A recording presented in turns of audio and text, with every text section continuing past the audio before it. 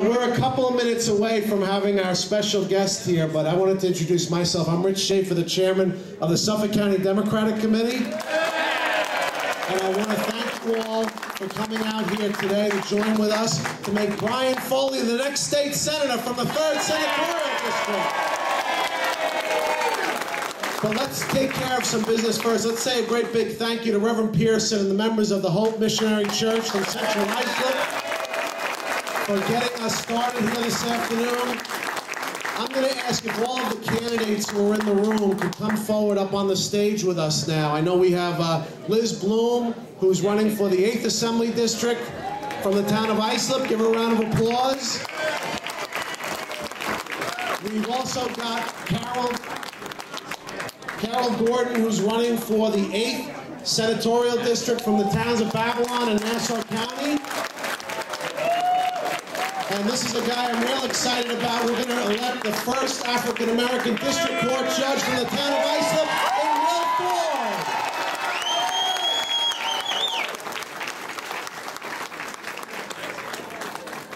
From the town of Brookhaven, and his district cuts across Smithtown and into Huntington, our good friend Mike DePaoli, running for the 2nd Senatorial District, is with us.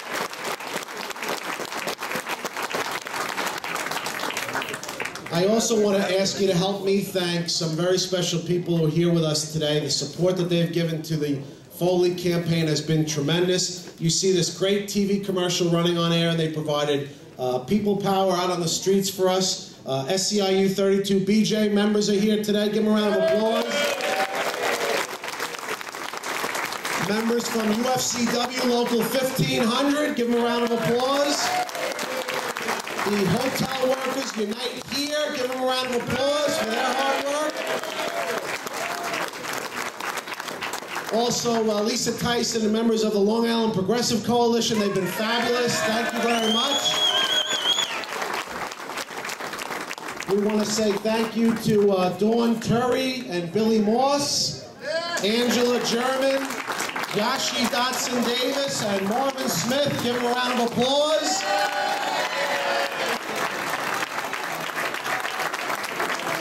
And all the way direct, our special guest. Give a round of applause to Governor David Paterson.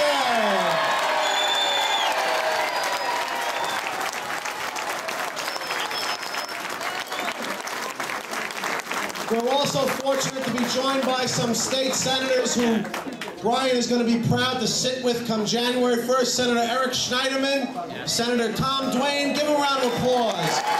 Senator Diane Savino, Senator Jeff Klein.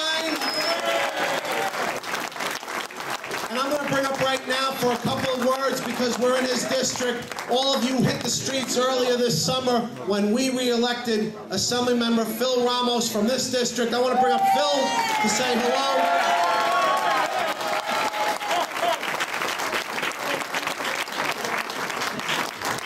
And I want to thank you all for coming. Can you feel the electric in the air? Brentwood, Bayshore, CI, you out there?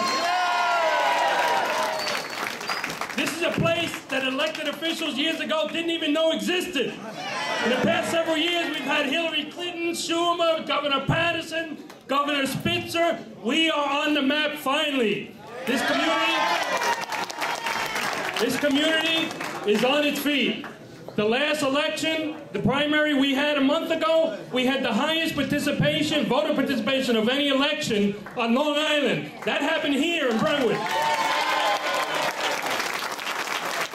This election is so important to us. I need a partner in the Senate. Right now, I don't get the cooperation. One way or another, you've seen the polls, the Senate is going to be Democrat after Tuesday. It does our community, a community that has been ignored for many, many years, it does us no disservice to have an elected official there who cannot deliver and is in the minority. We're going to put Brian there, and we're going to put him there to deliver. We're going to have a partner. We're going to be able to work together with Brian to be able to deliver. This election is about home. home in this district here, home in whatever part of Bryan's district you belong to. On Tuesday, we're going to send President Bush home. We're going to send Caesar Trenzo home. And we're going to give Brian Foley a new home. God bless you all. Assemblyman Phil Ramos, everyone. Help me also say thank you to Senator Ruth Hassel Thompson, all the way from the Bronx in the county of Westchester. Our good friend Marshall Lau for the Brookhaven Town Democratic Committee Chair. And we are in the home of Supervisor Phil Nolan and the first Democrat majority in 65 years. Come on up, Supervisor Phil Nolan.